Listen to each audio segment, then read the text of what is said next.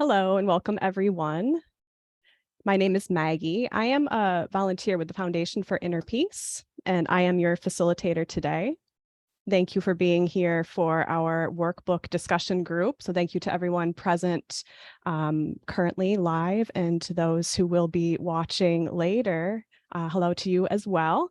And today's recording is taking place on Tuesday, July 4th, which is Independence Day in the States. So happy Independence Day to any of you that might be celebrating. We are going to be picking up our discussion where we left off last week in workbook lesson 62.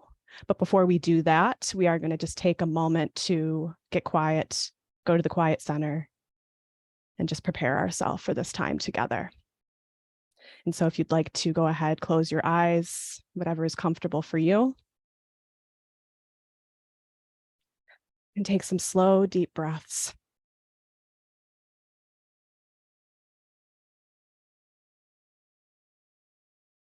Letting your breath bring you into that calm, quiet center.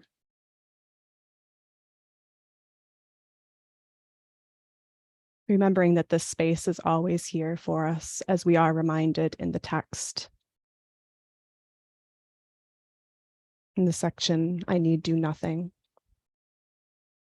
We are reminded that to do nothing is to rest and make a place within you where the activity of the body ceases to demand attention.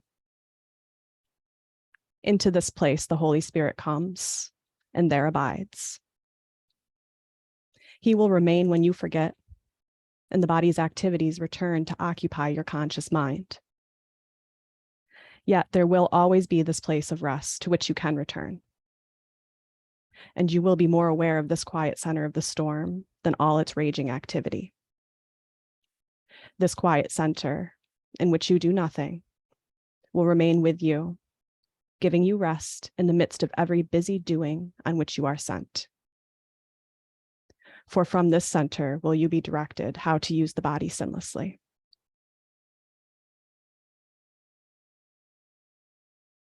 And so before we leave that quiet center, before we return to the busy doings in our discussion,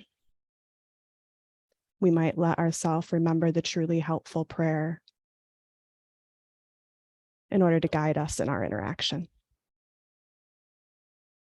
So we are here only to be truly helpful. We are here to represent him who has sent us. We do not have to worry about what to say or what to do, because he who sent us will direct us. We are content to be wherever he wishes, knowing he goes there with us. And we will be healed as we let him teach us to heal.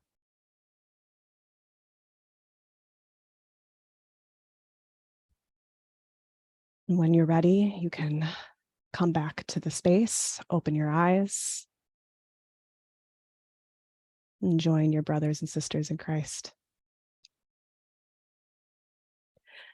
All right, thank you, everyone. And as I said at the beginning, we will be picking up where we left off with lesson 62.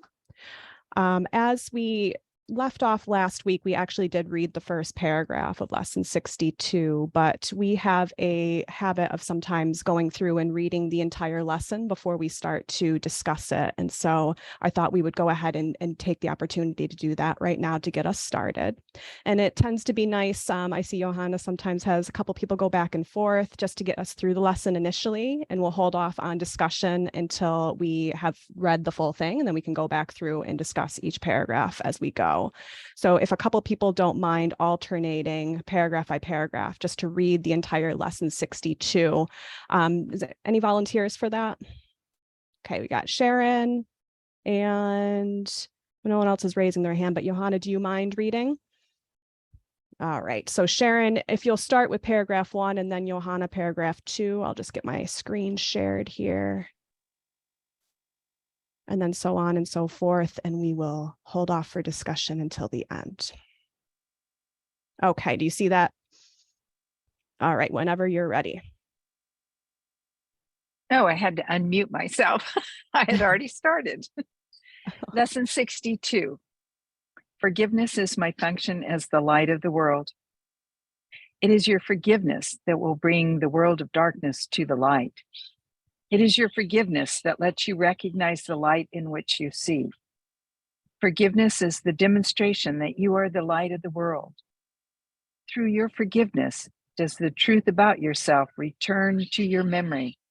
Therefore, in your forgiveness lies your salvation. Illusions about yourself and the world are one. That's why all forgiveness is a gift to yourself. Your goal is to find out who you are, having denied your identity by attacking creation and its creator. Now you are learning how to remember the truth.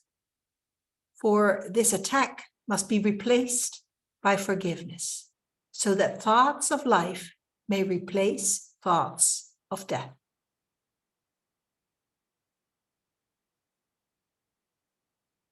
Remember that in every attack you call upon your own weakness, while each time you forgive, you call upon the strength of Christ in you.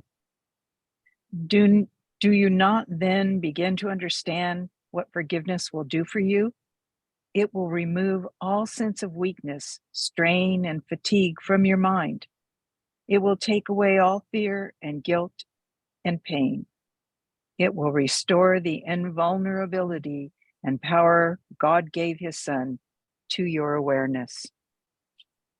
Let us be glad to begin and end this day by practicing today's idea and to use it as frequently as possible throughout the day. It will help to make the day as happy for you as God wants you to be. And it will help those around you, as well as those who seem to be far away in space and time, to share this happiness with you. As often as you can, closing your eyes if possible, say to yourself today, forgiveness is my function as the light of the world. I would fulfill my function that I may be happy. Then devote a minute or two to considering your function and the happiness and release it will bring you. Let related thoughts come freely, for your heart will recognize these words, and in your mind is the awareness they are true. Should your attention wander, repeat the idea and add, I would remember this because I want to be happy. Beautiful. Thank you to both of you for reading. And we can go back up to the top now and make some time for discussion. And so we did talk about paragraph 1 last week. I will right now just open up the opportunity if anyone would like to share anything about paragraph 1, since we did just read it again. If anyone would like to say anything, I'll just reread this real quick here. It is your forgiveness that will bring the world of darkness to the light. It is your forgiveness that lets you recognize the light in which you see. Forgiveness is the demonstration that you are the light of the world. Through your forgiveness does the truth about yourself return to your memory. Therefore, in your forgiveness lies your salvation. Is there anything anybody would like to share about paragraph 1 before we move on? It just strikes me that all 5 sentences have forgiveness as its main topic. Very fitting given our title of the lesson. Yeah, and so it starts straight away with focusing on forgiveness and on how important that is on the path of salvation. Thank you. Well, thank you for pointing that out, Johanna. And yes, Peter, go ahead. Yeah, so I recognize, looking at it again, that forgiveness is something I do for myself, in the sense that it's what's the correlation between forgiveness and happiness? Well, when I forgive, I'm not giving truth to the illusion. And if I don't give truth to the illusion, then I'm not upsetting myself by what I think I see. And therefore, that opens the door to happiness. When I don't forgive, I give truth to the illusion, and the illusion is often upsetting me, or I choose to be upset by what I think I see. And so that precludes my happiness. So I'm not happy because I'm doing something holy, or I'm doing something for somebody else. I'm happy because I'm not making the world real. I'm not making the upset real, and that opens the door for happiness. So I'm forgiving for me, and that's the only way I can be happy. And I notice when I don't forgive, that's where the grievances come, the resentments, the being right at the expense of making somebody else wrong, and all of that. Thank you. Thank you, Peter. Excellent points. That forgiveness and happiness really being so connected then. That makes so much sense. Thank you for that. Go ahead, Sharon. When it comes to forgiveness, I got to say,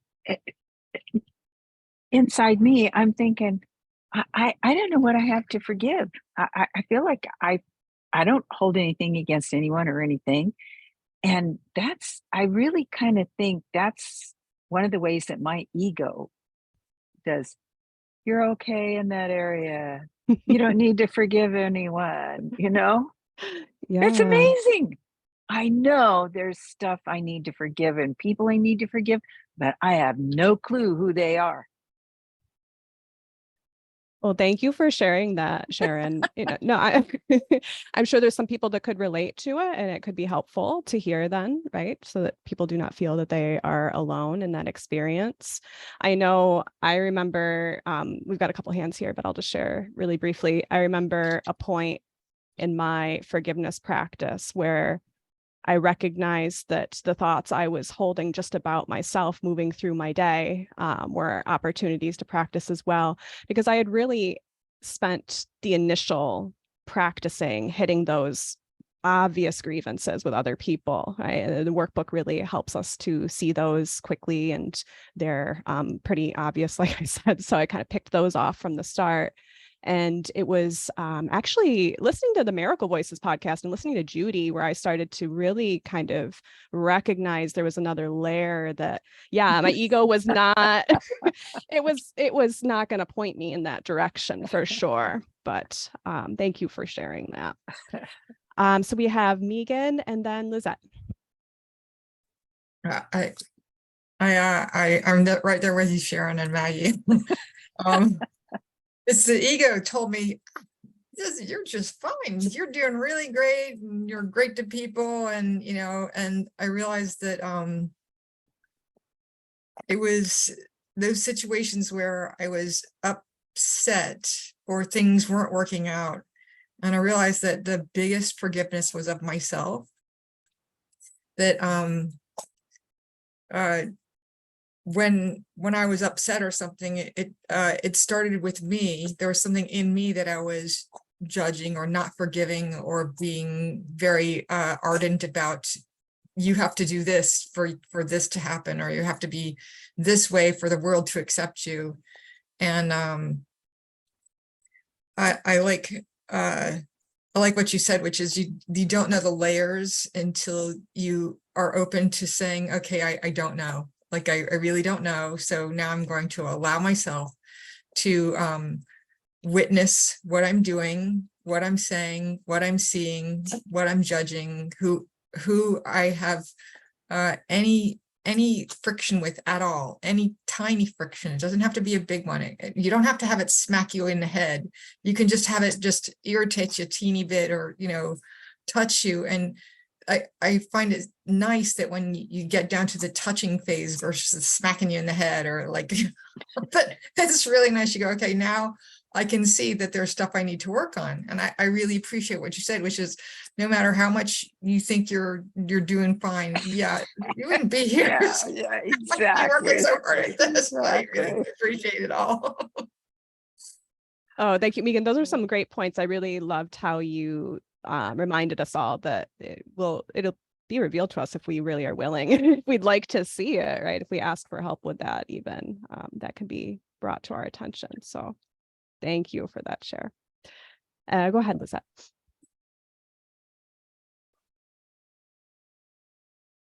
Well, what I feel about forgiveness is that ultimately the only one I have to forgive is myself for my image of another who is the Son of God, and I see in him some fault, something that's not okay. And then I think I can forgive him. Oh, it's okay. He is the Son of God. But the better thing for me is to forgive myself for having such an image of this other person, because he's innocent as I am, isn't it? Thank you. Yeah. Thank you. Thank you. That is beautiful. Yeah, it makes me want to expand a little bit about what I said just a moment ago as well. I realize sometimes I go for brevity, but I think sometimes I lack clarity because of it. But just thinking about how when I said just watching myself move through my day, it kind of like what Lizette was saying there, the opportunities are constant. Just that I think I am a person moving through my day is something to forgive. So just like Lizette was saying, even if someone in my awareness doesn't do anything that I feel very perturbed by in the moment, just the fact that I see them as separate and that I see them in a body, that those are opportunities. And I agree, Megan, it's kind of like those are nice ones compared to, though I still get hit in the head sometimes too. So I don't know, that still happens for me. I see Liz has her hand raised. Go ahead, Liz. Okay. I don't know if any of you look at other Course in Miracles discussion sites, but they had a very good discussion yesterday from Circle of Atonement. Robert Perry and his new wife, actually, who's been his assistant for a long time, discussed the forgiving ourselves part. So that was the bulk of the conversation. It's really a pretty good discussion. So I'm just saying that if you'd like to check it out, they do a nice job of it. And Robert Perry is a very long time A Course in Miracles student. So he knows what he's talking about. And it might be a relief for those of us who focus on but I can't forgive myself. I can forgive everybody else, but I can't forgive myself. At any rate, just thought I'd share that. Thank you, Liz, for sharing. It sounds like it's a relevant topic. Go ahead, Megan. Yeah, I just wanted to chime in with Liz, and it really is that it's the same, the two sides of the coin, which is if you can't forgive yourself, you really can't forgive others, no matter what you think, like whatever your it's injection versus, I think it's injection versus projection, which is that if you see it out there, you're doing it in here. If you're doing it in here, you're seeing it out there. And there's no way you can't do either one of those. Yes, thank you, Megan. What's interesting about that too, right, is that you don't even need to be a Course in Miracles student to recognize that and accept that. I in the psychotherapy world, this is very much known and understood, something I say to clients constantly that are not course students, but it's interesting how that's a truth that I guess exists at the level of form even. So, thank What you is it? The Dr. Phil thing is there's something about you that I hate about myself. Oh, I've never heard that. I really just don't like about myself. Yeah, that's very much, you know, it's always we're always talking about the mirror.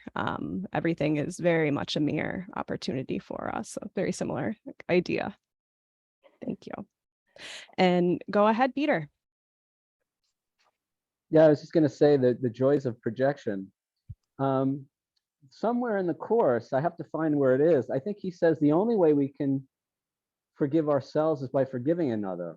And that's just kind of off the top of my head. I have to look for that. But I think the definitive, the statement was pretty definitive. And when I read it for the first time, I had to read it twice. But I think he was pretty adamant that the only way we forgive ourselves is by forgiving another. Now, I could be confusing that with something else, but Johanna's, okay, Johanna knows what I'm talking about. All right. So now I think the natural extension of that is there is nobody else. So by forgiving another, we really are forgiving ourselves. And, you know, it's all an outside picture of my own inner condition. Projection makes perception.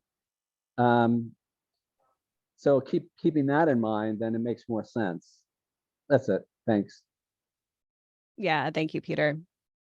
I was just thinking, yeah, it really, you can't do forgiveness without forgiving all the seeming bodies, right? Otherwise, there'd be an element, I think, missing from the practice. That the forgiveness is the acknowledgement that there was no separation, that did not occur. So it'd be interesting to forgive oneself and not the other. I'm not sure how we would do that. That would be the forgiveness to destroy. And Liz, go ahead. Well, the second paragraph addresses this directly. It says illusions about yourself and the world are one. That is why all forgiveness is a gift to yourself.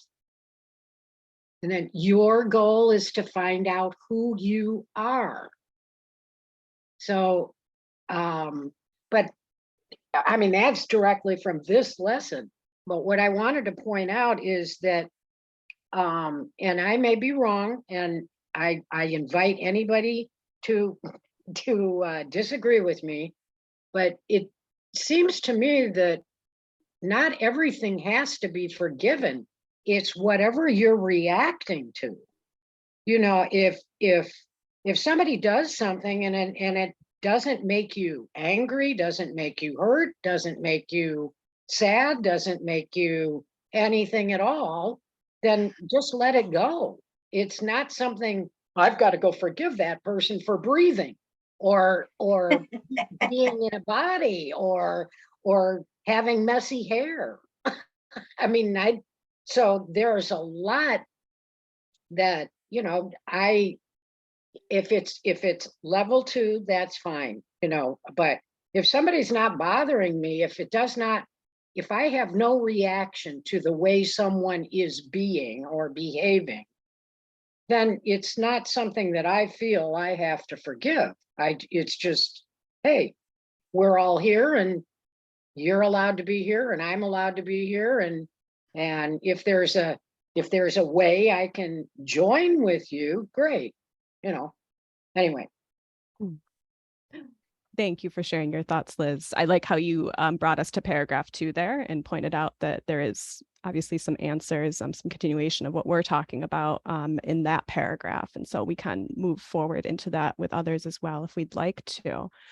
But yeah, I see a couple hands and I just thought I'd respond briefly to what you said as well.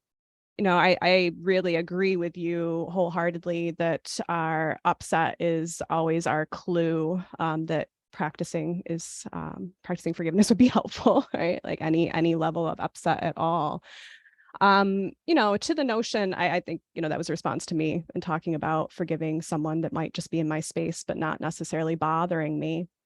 You know, that's something I feel guided to in my personal practice right now. And I think it's really very, very individualized in terms of how we necessarily look at any of this. But just to speak, I guess, maybe another perspective from my own guidance, I find it helpful to practice currently, not in and I think maybe it might be helpful to clarify what that even means. It's just a second of, oh, there's a body. I'm just going to ask for help remembering that that isn't really a body. I mean, that's all I mean when I say I'm forgiving the person in the room with me. So it's not like I go and shame myself and, oh no, you saw another body, you should not have done that, and now you must forgive that. It doesn't have to have this heaviness, this weight to it, right?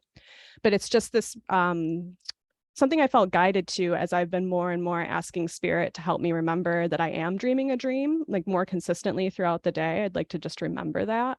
And so my guidance has been then to, even when something is not necessarily irritating me, just to still practice the both and, which is go ahead and interact with that person. I'm not going to pretend they're not there, but I can simultaneously ask for help, remembering that we aren't really separate in reality. And so that's all it is for me. And that I feel personally it's helpful for me currently, but who knows where that goes as I continue my practice. And I think ultimately too, I can't help but acknowledge that my husband's a person I have very much in my mind as I talk about this, because we're just in each other's space constantly. And so he's someone that I am constantly just practicing with. There's just another body in my space, and there he is.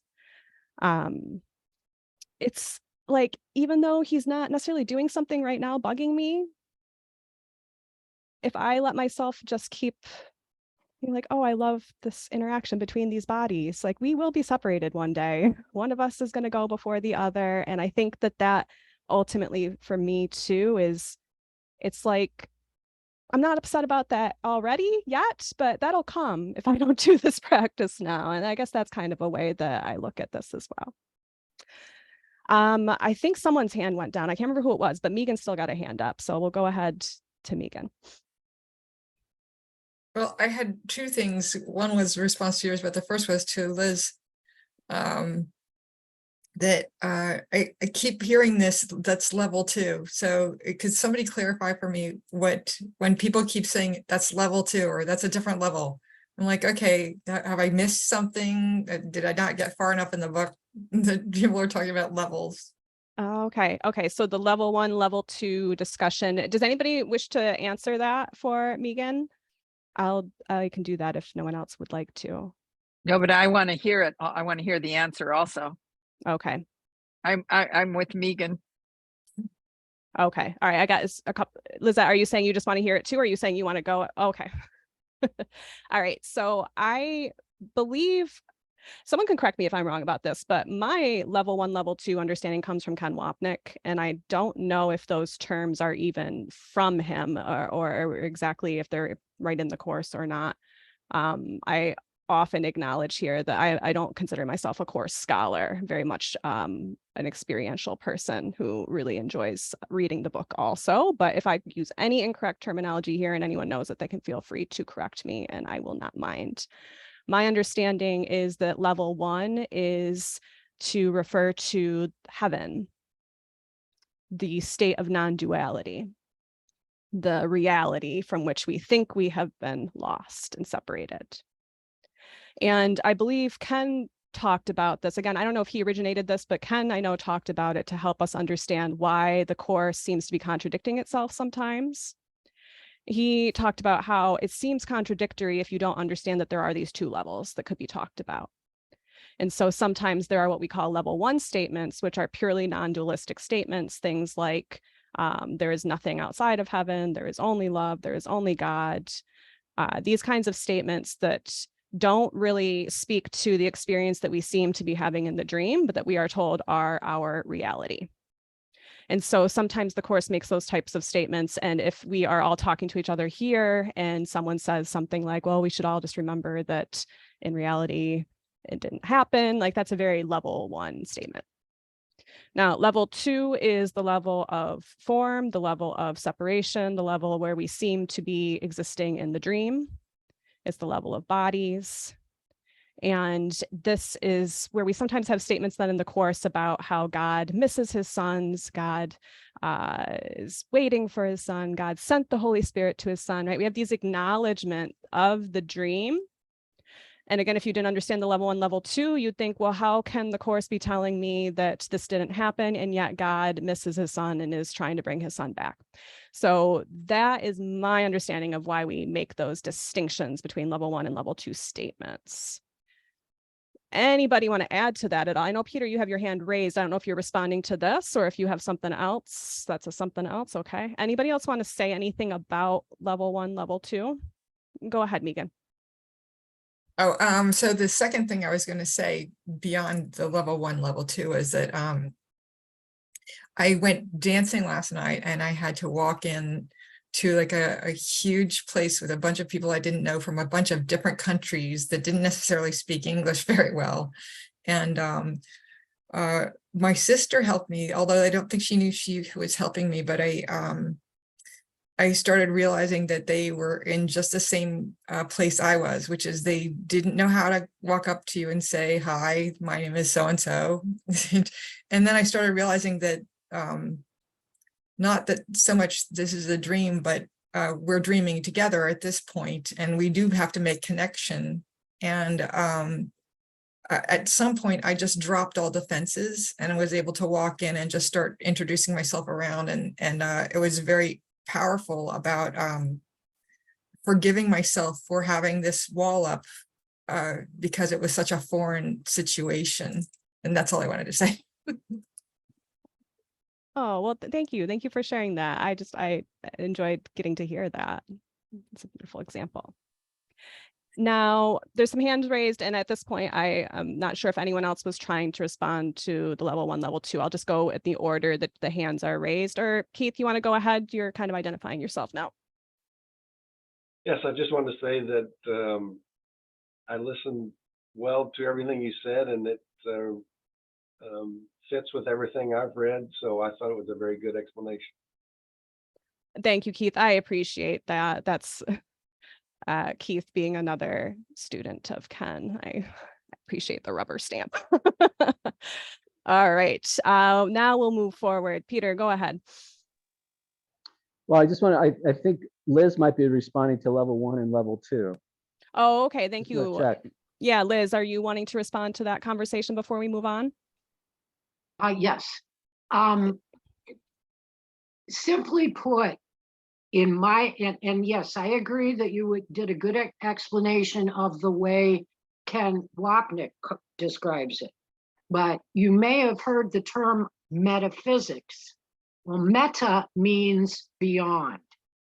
So when we're talking about level 1, and this is for people who don't understand the differentiation, when we're talking about metaphysics, we're talking about the beyond what we see. We're talking about the world that's beyond form. That's what the whole, if you look up metaphysics, they've got all sorts of good, wonderful sites and blah, blah, blah. The other thing that might make it a little bit more understandable is if you know anything about quantum physics, which is proving that there is no such thing as form, that we all are bunches of little energy, and this is the whole energy never dies. And so a table is not a table, a glass is not a glass, a computer is not a computer, a body is not a body.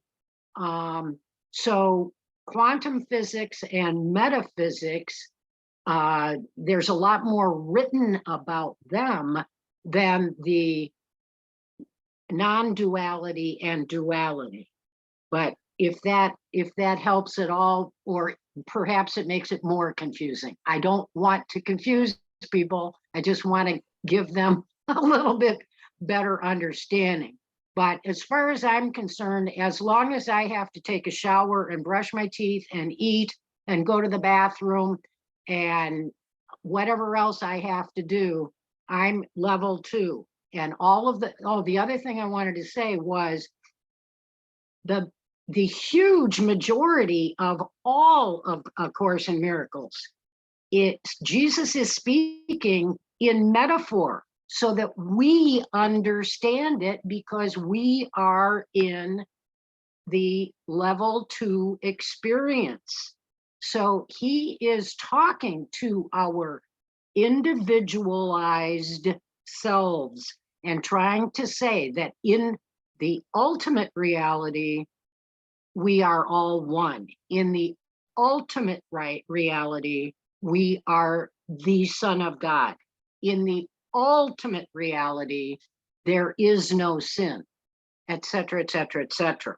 But what the bulk of the courses is teaching us is on a level 2 understanding. So at least that's my interpretation. So there you go. That's all I have to say. Thank you for your additions, Liz. I heard you comment at one point, you don't wish to confuse anyone, only to help. But I trust that, if people are listening and there's something there that feels helpful to somebody, people will grab that. And if there's something that, it doesn't make sense to them, we just it slips right by us. So All right, Peter, your hand went down. Does that mean you do not wish to share anymore? Yes, I'm gonna yield to allow us to move forward here. So Are you sure? yeah, All let's see what the right. next paragraph says. All right. I saw Johanna raising a hand though too.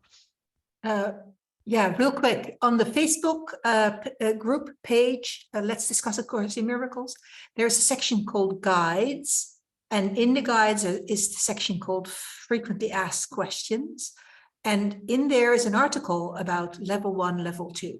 So if you go to the Facebook, if you're interested, go to the Facebook group, Let's Discuss A Course in Miracles, Guides, Frequently Asked Questions section, and there you'll find a little more information with a couple of links to the course, text references. I just thought I'd add that. That's very helpful. Thank you so much for pointing that out. All right. Any other thoughts on this conversation before we do go ahead with paragraph 2? We had already moved into paragraph 2 a little bit here. So, and actually Liz read half of it to us. So I'm just going to finish reading it and then we'll see if anyone would like to share. So I'll just reread this here. Illusions about yourself and the world are one. That is why all forgiveness is a gift to yourself. Your goal is to find out who you are, having denied your identity by attacking creation and its creator. Now you are learning how to remember the truth. For this attack must be replaced by forgiveness, so that thoughts of life may replace thoughts of death. Anyone like to share anything, say anything about paragraph 2?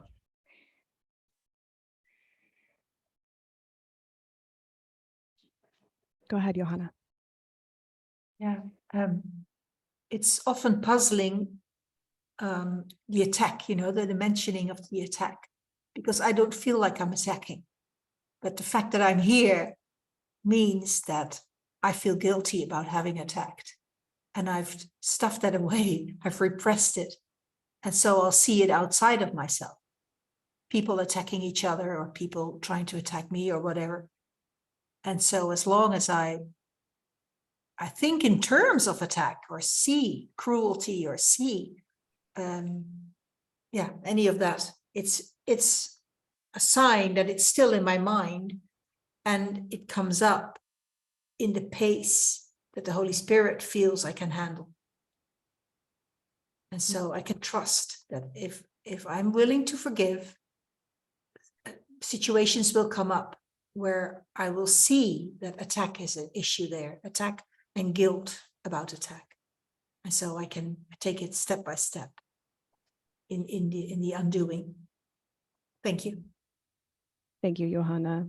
I feel that call, that reminder again, back to just being willing to be shown. Yeah, thank you. All right, Peter. Yeah, I'm going to piggyback on that. And then the next paragraph talks about this, the idea of attack as well. And the first thing I would say is, the Course says this world was made as an attack on God. So the fact that we even think we see something here, or we seem to be having an experience, this was our attempt to usurp the throne of our Father, to assert the ego autonomy and basically kick God out of heaven or out of that role, And then the other thing in the next paragraph, he talks about the relationship between attack and weakness. And the idea is only the weak need to attack. Somebody who is strong in their identity, who knows who they really are, recognizes that nothing can hurt them ever.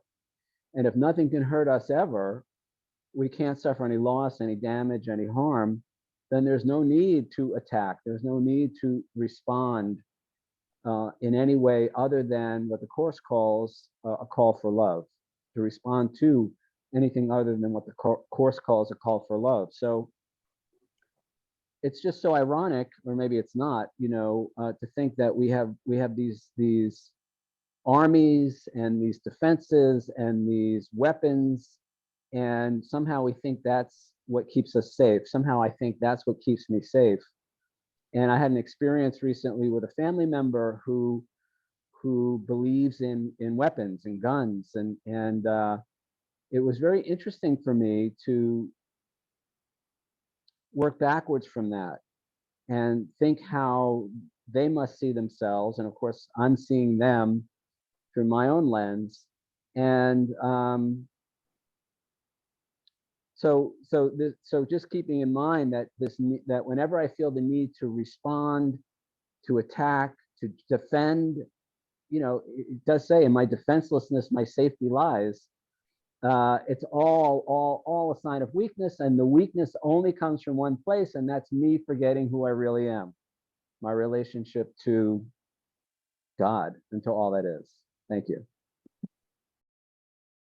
Yes, thank you, Peter. I really enjoy that reminder that the Course tells us that the world is made as an attack on God.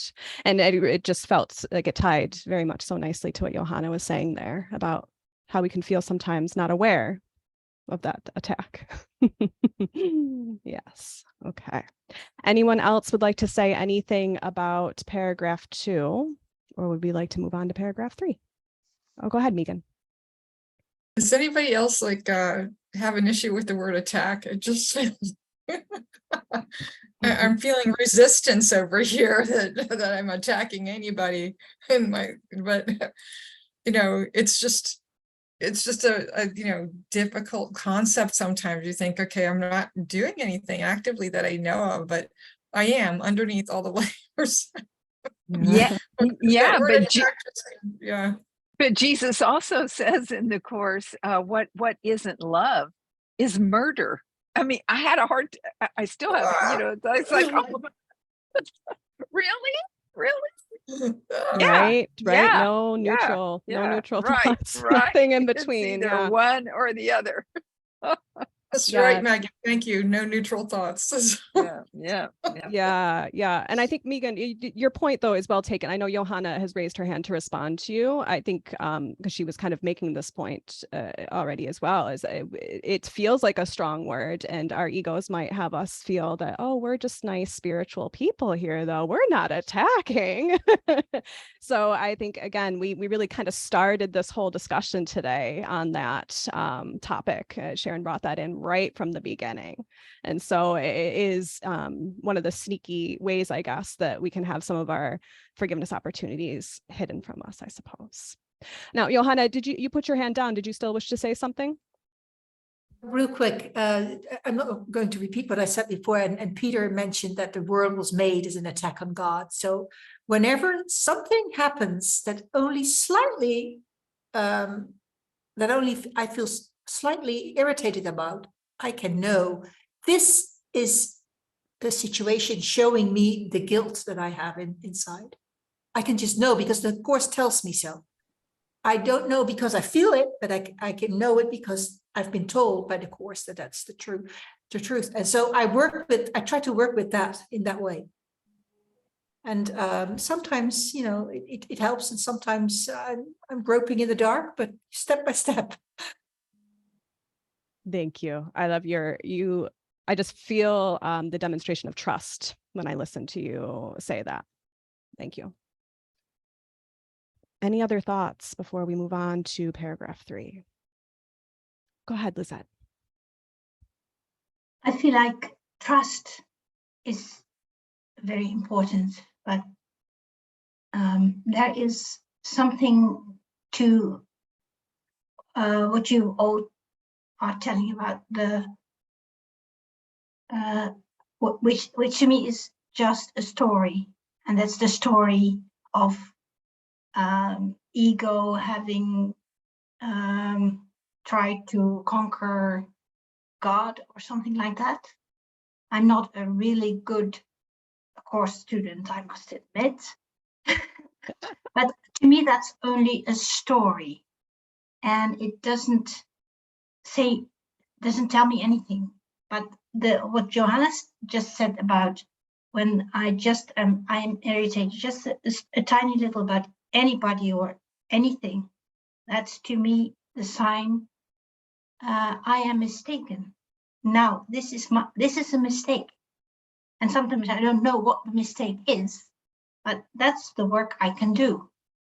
for me, a story like we have, which doesn't resonate with me, like Megan also said, that doesn't help me. But what helps me is whenever I have some slight irritation or something about someone shouldn't do that, or I shouldn't do it like this. That's where I have work to do.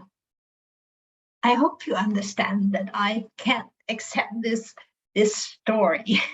Yeah, Lizette, no, that's beautiful though. I thank you so much for saying what you've said, because you know, this is what we are told, but then we are also told we do not need to understand this. We do not even need to believe this, right? So that's a great reminder, as some have been saying. This is hard to grasp. I don't know. I don't really feel like I'm attacking God, right? Like that reminder you just brought in right now, I think is a beautifully timed one for anybody that's here or listening to this. Yeah, all we need to do is, if we are feeling called to this path, follow the instructions. And it's okay if you do not sense that you are attacking God. I trust that if that is something for us to sense at some point, we will come upon it in our experience. And in the meantime, you do not need to worry yourself with it. So thank you. That was beautiful. Thank you. And you said I'm not a very good course student, and I giggled because I just always remember Ken saying a good course student is a course student who is doing the course terribly and then forgives themselves for it. So in that sense, we can all be good course students. So, okay, now Liz has her hand raised. I don't remember where it is, but if you look it up, I can't do two things at once on my computer. So somewhere in the course lessons, and I think it's before lesson 100, but it says, if guilt is hell, what is its opposite? And it asks that question like 4 times, 3 or 4 times. But it's if guilt is hell, what is its opposite? And I think Workbook 39. Workbook 39. Okay, all right, there you go. Thank you. Thank you. That's a really, really good lesson for those of us who feel guilty, Johanna, or realize that there's some reason. Okay, I must be feeling guilty about something. But if we accept a little bit later on where it says, light and joy and peace abide in me, my sinlessness is guaranteed by God, then definitely we are innocent, and therefore we should not feel guilty about anything. Thank you, Sharon, for saying it. Lesson 39. Yes. Can I read just the first segment? It says, if guilt is hell, what is the opposite? Like the text for which this workbook was written, the ideas used for the exercises are very simple, very clear, and totally unambiguous. We are not concerned with intellectual feats nor logical toys. We are dealing only in the very obvious, which has been overlooked in the clouds of complexity in which you think you think. Amen. Oh, thank you. Amen. And thank you, Sharon, for pegging that so quick for all of us. That was beautiful. And Liz for referencing it. It was a very, very nice thing to bring in at this point. Great. I love it. Well, we can, let's see. We've got enough time. We can probably do one more paragraph here. I got to get myself back to lesson 62. And were we on paragraph 3? No, I've lost myself. Thank you, Johanna. Keeping track. Okay. So paragraph 3, we have already read through these. Just really quickly, I will reread. Remember that in every attack, you call upon your own weakness, while each time you forgive, you call upon the strength of Christ in you. Do you not then begin to understand what forgiveness will do for you? It will remove all sense of weakness, strain, and fatigue from your mind. It will take away all fear and guilt and pain.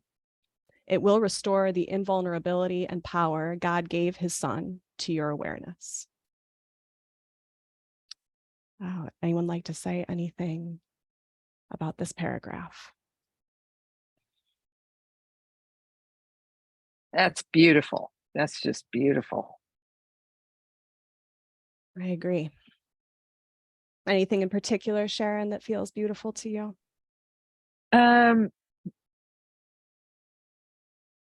I just feel like it's like a get out of jail card free, pass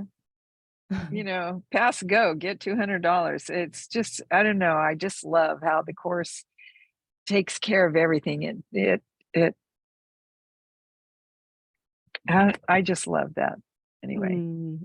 I hear you. It's no small promise, right? Yeah, it All will sense of weakness. remove all sense of weakness, strain, and fatigue from your mind. It will take away all fear and guilt and pain. It makes me wish that all the people in the world that suffer from anxiety. I have a very successful grandson. He's successful on every level, and yet he fights anxiety. He handles it, but it plagues him constantly. And I don't feel like I have an anxious bone in my body, and I just wish that I could, say, look at it, read that. Oh well. Oh, that's beautiful. It's beautiful, Sharon. I think you, by doing your homework, you would do against, I guess, the equivalent of that, right?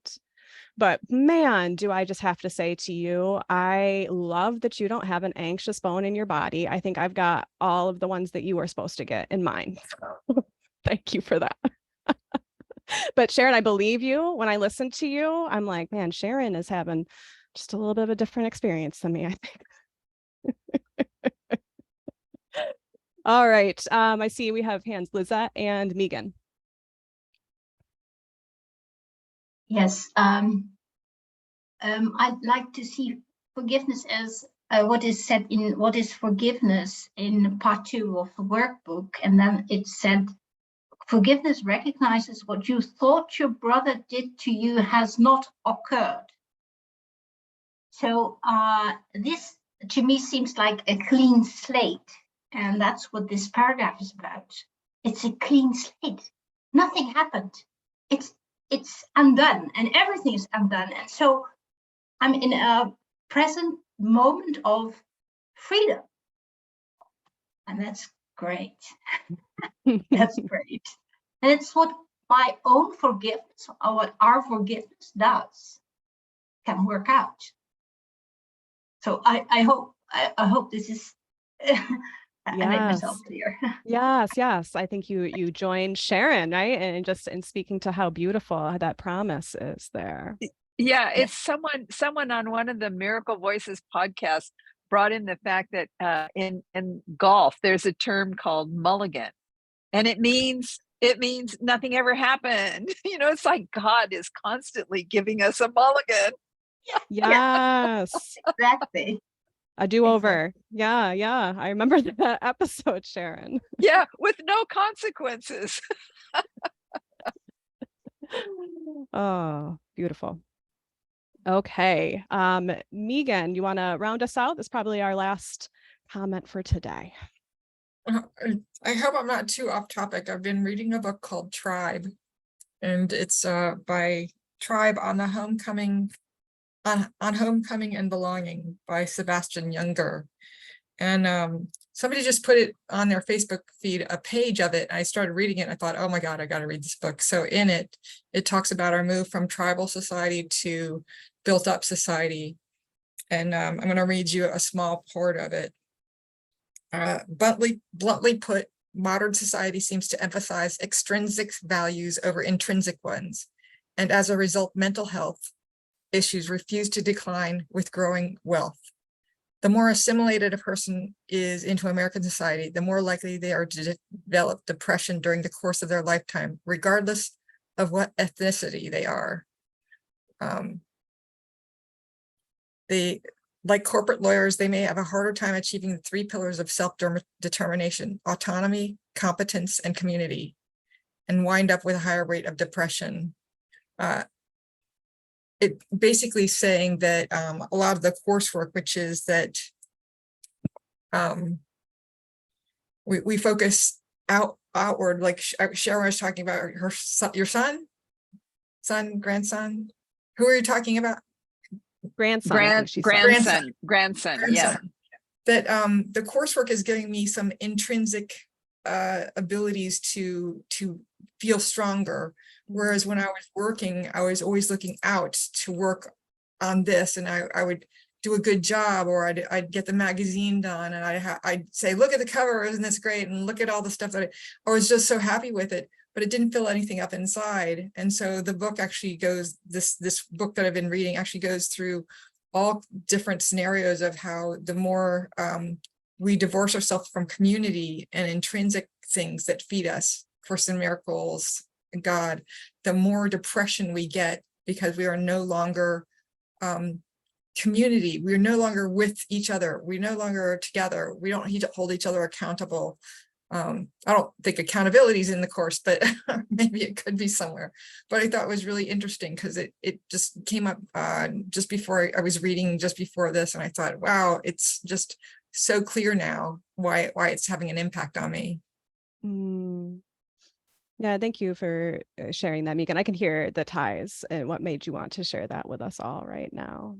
And I think that there's a lot that people can relate to in that. It reminded me too, I'm reading something called Soul Boom, which kind of speaks to a similar concept just in terms of when we're lacking those spiritual practices in our life, we can really be feeling like something is lacking. So I can relate to what you're sharing there. Well, everyone, we have come just about to the top of the hour, and so we are going to end our discussion at this point. If you still have a couple minutes, you can hang on the call. I'm going to read a prayer to end us, and then, of course, we will be back here next week, same time, same place. And so if you would like to close your eyes, today I have a prayer from the workbook, actually, from the review, or from the introduction for review 5. Steady our feet, our Father. Let our doubts be quiet, and our holy minds be still, and speak to us. We have no words to give to you. We would but listen to your word and make it ours. Lead our practicing as does a father lead a little child along a way he does not understand. Yet does he follow, sure that he is safe because his father leads the way for him. So do we bring our practicing to you. And if we stumble, you will raise us up. If we forget the way, we count upon your sure remembering. We wander off, but you will not forget to call us back. Quicken our footsteps now, that we may walk more certainly and quickly unto you. And we accept the word you offer us to unify our practicing as we review the thoughts that you have given us. Amen. Thank you, everyone.